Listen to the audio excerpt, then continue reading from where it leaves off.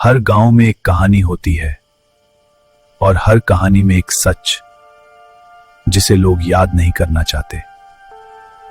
3 साल पहले इसी हवेली में एक शादी हुई थी। सब कुछ परफेक्ट था, संगीत, मेहंदी, हंसी, रोशनी। दुल्हन कहती थी ये उसकी जिंदगी की सबसे खूबसूरत रात होगी, पर उस रात कुछ अजीब सा महसूस हो रहा था। बारिश अचानक रुक गई, हवा ठंडी हो गई और हवेली के अंदर कुछ बदल गया। मंडप सज चुका था, अग्नि जल रही थी, पर फेरे शुरू होने से पहले दुल्हन गायब हो गई। पहले सबने सोचा मजाक है, फिर लगा शायद डर, फिर डर सच बन गया। हवेली के पीछे पुराने कमरे में उसकी लाश मिली, चेहरा आधा जला हुआ और गले में वही शादी का हार। उस रात शादी रुक गई पर कहानी नहीं। कहते हैं जिस दुल्हन के फेरे अधूरे रह जाते हैं उसकी रूह जगह नहीं छोड़ती। तब से हर कुछ सालों में इस हवेली के दरवाजे खुद खुल जाते हैं। रोशनी जलती है, मंडप सजता है और कोई ना कोई बारात रास्ता भूलकर यहां आ ही जाती है शादी पूरी करने। गांव वाले आज भी कहते हैं अगर रात को घोड़े की घंटी सुनाई दे तो दरवाजा मत खोलना, क्योंकि शायद वो किसी दुल्हन को लेने नहीं, किसी को छोड़ने आई हो। अगली बारात की रात अब दूर नहीं। 3 साल हो गए, पर उस रात का खौफ हवेली की दीवारों में अभी भी जिंदा था। लोगों ने वहां जाना छोड़ दिया, पर कहानी खुद को छुपाने से मना करती रही। फिर एक दिन शहर से एक आदमी आया। ना वो भूतों पे यकीन करता था, ना अफवाहों पे। उसका काम था सच ढूंढना। हवेली के अंदर हर चीज जैसे वक्त में अटकी हुई थी। दीवारों पर शादी की तस्वीरें पर सबके चेहरे धुंधले।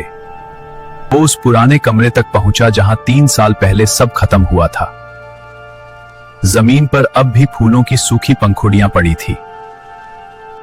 तभी उसे एक आवाज सुनाई दी। एक हार अंधेरे में चमक रहा था। जैसे ही उसने हार उठाया, हवा अचानक ठंडी हो गई। उसे महसूस हुआ वो अकेला नहीं है। हवेली के दरवाजे अपने आप बंद हो गए। कहीं दूर से शहनाई की आवाज आने लगी।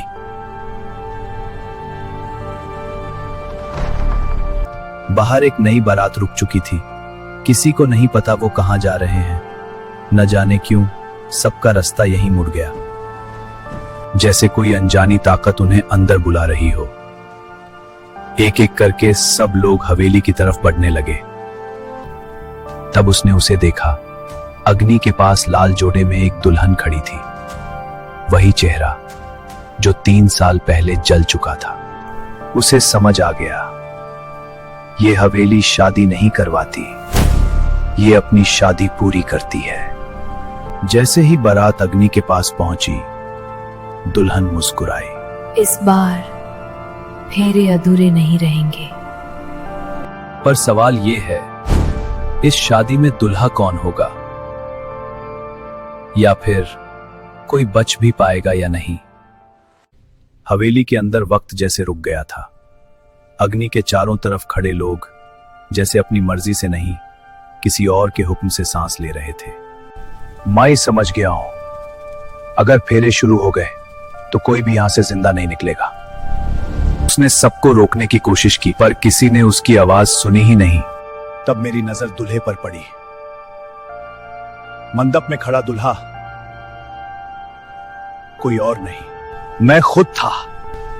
उसके पैर अपने आप आगे बढ़ने लगे, जैसे हवेली ने अपना दूल्हा चुन लिया हो। दुल्हन उसके बिल्कुल सामने आ खड़ी हुई। उसकी आंखें खाली थी, पर मुस्कान पूरी। 3 साल का इंतजार अब खत्म होने वाला था। अग्नि भड़क उठी। पहला फेरा शुरू हुआ। हर कदम के साथ हवा और ठंडी होती गई। तब उसे याद आया हार, वही हार जो उसने कमरे में पाया था। उसने जोर से उसे अग्नि में फेंक दिया। एक तेज चीख हवेली में गूंज उठी। दीवारें कांपने लगी, मंडप बिखर गया और सब कुछ अंधेरे में डूब गया। जब उसने आंखें खोली, हवेली फिर से वीरान थी। न बारात, न दुल्हन, न शहनाई। सुबह होने पर लोगों ने उसे हवेली के बाहर पाया। उसके हाथ में एक चीज अब भी थी, वही शादी का हार। कहते हैं हवेली अब शांत है, पर कभी कभी रात को शहनाई की आवाज अब भी आती है। शादी अधूरी नहीं रही, बस कहानी अब किसी और का इंतजार कर रही है।